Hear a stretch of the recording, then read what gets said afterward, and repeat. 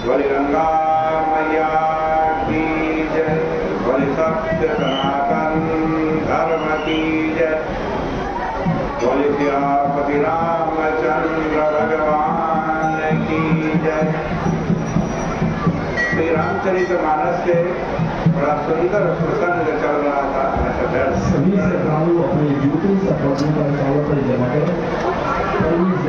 अंगद जो है जूता का पहना पर वो रावण की सभा में पहुंचा है। सामान की स्वयं सुरक्षा करें। जे कतो उधर के सावधान रहे। अपने मोबाइल फोन पर और रावण को बतलाता है कि सामान आदि रावण से सुरक्षित रखें। मेरे पिता से आपकी मित्रता थी, इसीलिए तुम्हारे हित के लिए मैं तुम्हारे पास आया हूँ, तुम्हारे हित के। मम जन कहि सोई रही मिताई, मम जन कहि सोई रही मिताई, तब हित कारण आया हूँ भाई। इस बात को सुनकर के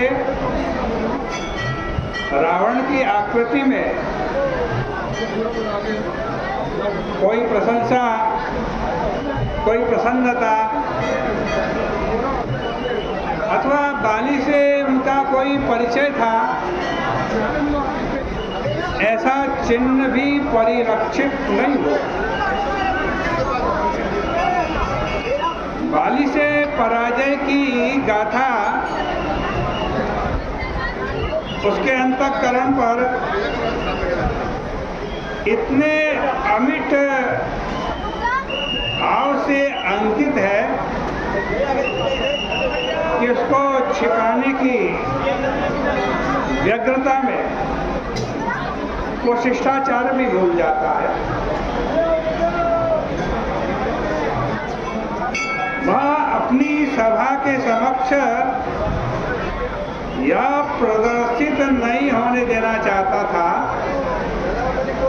कि उसकी दृष्टि में बाली कोई बहुत महत्वपूर्ण व्यक्ति था। अंगद उसके इस अंतर्द्वंद को समझ गए और तब वे बिना पूछे नहीं रह पाए कि क्या आपकी भेंट मेरे पिताजी से कभी हुई? अंगद नाम बाली कर बेटा,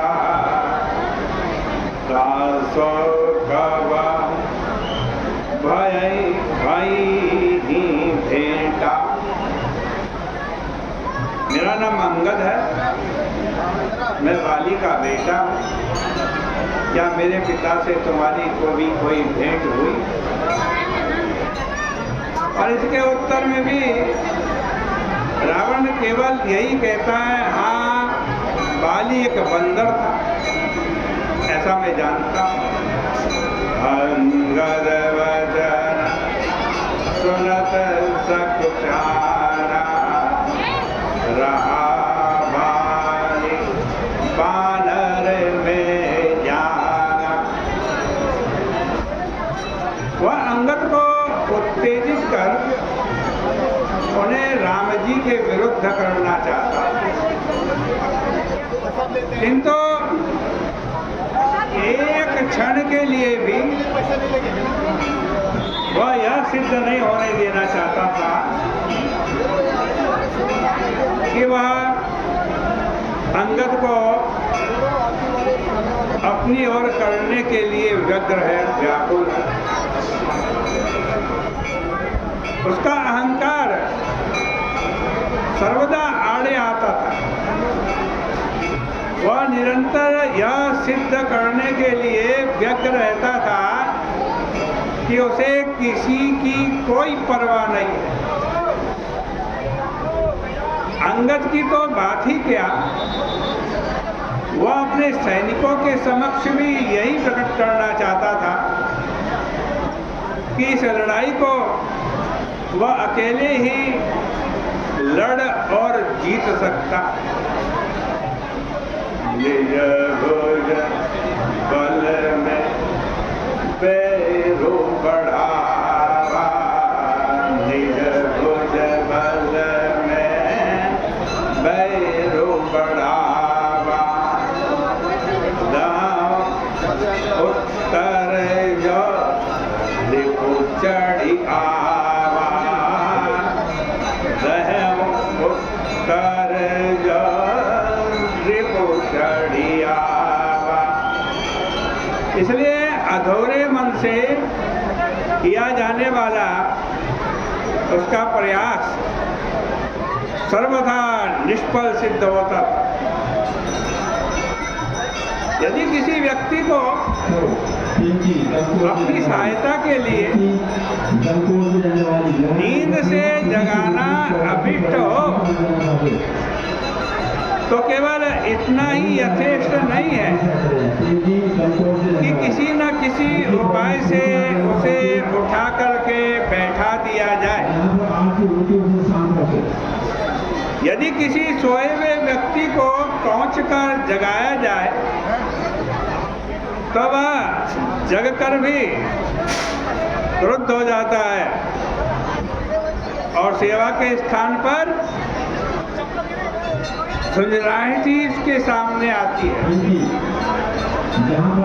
रावण ने भी ठीक इसी प्रकार का व्यवहार अंगद से किया।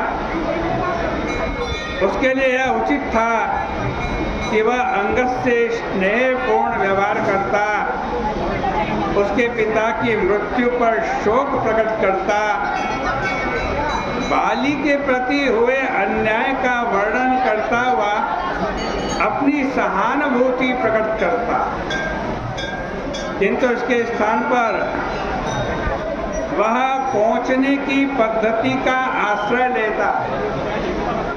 वह कटाक्ष भरे स्वर में अंगद से प्रश्न करता है कि यह बताओ कि आजकल बाली कहाँ है? वह कुशलता पूर्वक तो है। अब कहूँ कुशल बाली कहाँ आई, से वचन तब अंगद का। रावण की तुलना में अंगद का व्यवहार व्यावहारिक और पारमार्थिक दोनों अर्थों में चतुराई से भरा हुआ था। उन्होंने प्रत्येक क्षेत्र में रावण को पराजित कर दिया। अंगद यह भलीभांति जानते थे कि रावण को बाली की मृत्यु का ज्ञान है। रावण को पता है कि बाली की मृत्यु हो चुकी और उसके द्वारा किया जाने वाला कुशल प्रश्न केवल उसका उपहास उड़ाने के लिए ही किया गया। उन्होंने उसका आज व्यंग्यास्त्र उसी के ऊपर लौटा दिया। प्रत्यक्ष रूप में उसमें पिता के प्रति समादर का बोध नहीं होता, किंतु अंगद को यह पता था कि रावण का उद्देश्य अपने मित्र के समाचार को जानना नहीं था। बाली की मृत्यु के समाचार से रावण को कोई दुख नहीं हुआ। यदि राम को छोड़कर किसी अन्य से बाली का वध किया होता तो उससे अधिक संतोष किसी और को नहीं हो सकता था। अतः एक और जहाँ बाली की मृत्यु से उसे हार्दिक संतोष प्राप्त हुआ, वहीं उसे यह पीड़ा भी थी कि इससे राम जी को सराहना प्राप्त होती है।